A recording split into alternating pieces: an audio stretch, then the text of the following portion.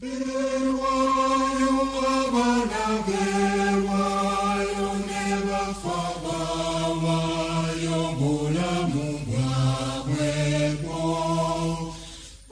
history of the present-day Namugongo execution site is one tainted with various theories, but all rotates around the then Uganda king's urge to get rid of disobedient subjects.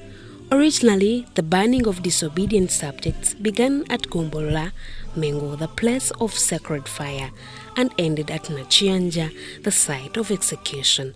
The holy fire never went off unless a king died and was reignited on the entry of another king. And the princesses were killed at Namugongo. If you are sentenced to death by the king for whatever reason, and the king sentences you to death, Namugongo, and you commit a grave offense like the Uganda Martyrs who were accused of being disobedient, Namugongo. All of those who feared to engage, who feared to accompany the king when he's attacking other kingdoms, and they find you, Namugongo. It started before Martyrdom, so it was a place where they used it to kill people who were related to the king or the relatives, and the other people within the palace, they were killed from here. Those ones who were not related to the palace were killed maybe from Busega or Munyonyo or Bwayise. But these ones, because they were pegs related to the palace, so they were brought here at Namugongo. Execution of the Ugandan martyrs is said to have been sparked off when the Kabaka lost his spear while hunting. On return, he could not find his pegs in the palace, as they had presumably gone to attend Christianity lessons. The new religion had been introduced. They were not there in the palace, so it annoyed him the more. And because of some myths which were said about Christianity and about the Bazungu, so he thought that they had come to take over his kingdom. So now he ordered for the killing of those ones who had accepted. So they had a choice, either to give up on Christianity or to accept and be killed. The newly converted Christians seemed strong in their faith and would not surrender. These would soon be gathered to embark on their journey to the execution site, as this was gazetted for their killing, being close to the palace. We have this tree. We start with the prison inside there. The prison, it is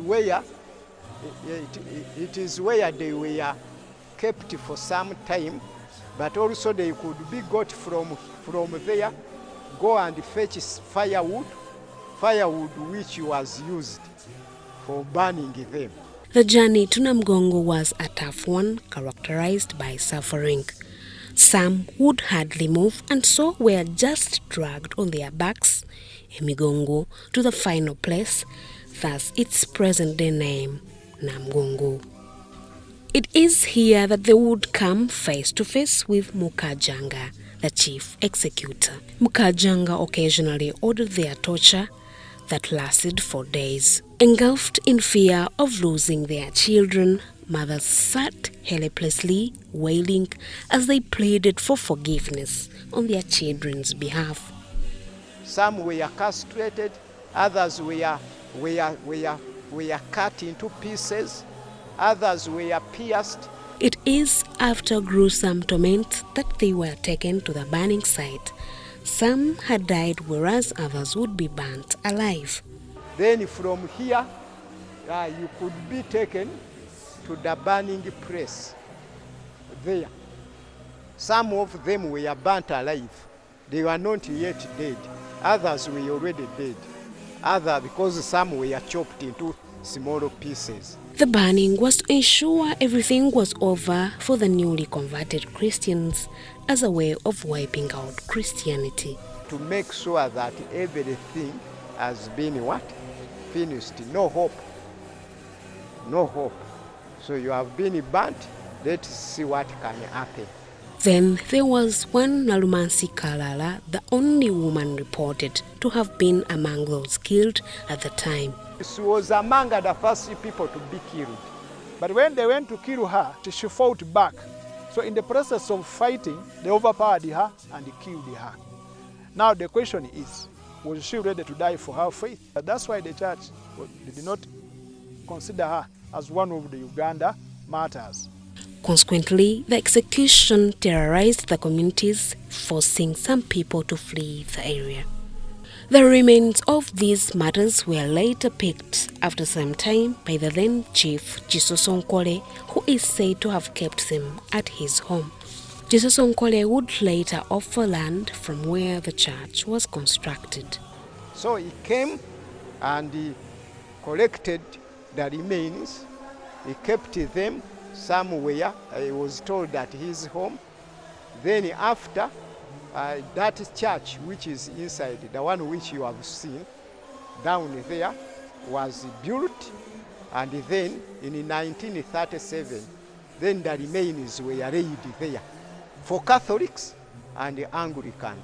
As Christians prepare to celebrate this year's Martyrs' Day, they are challenged to focus on praying and worshipping the Lord than eating and other forms of enjoyment.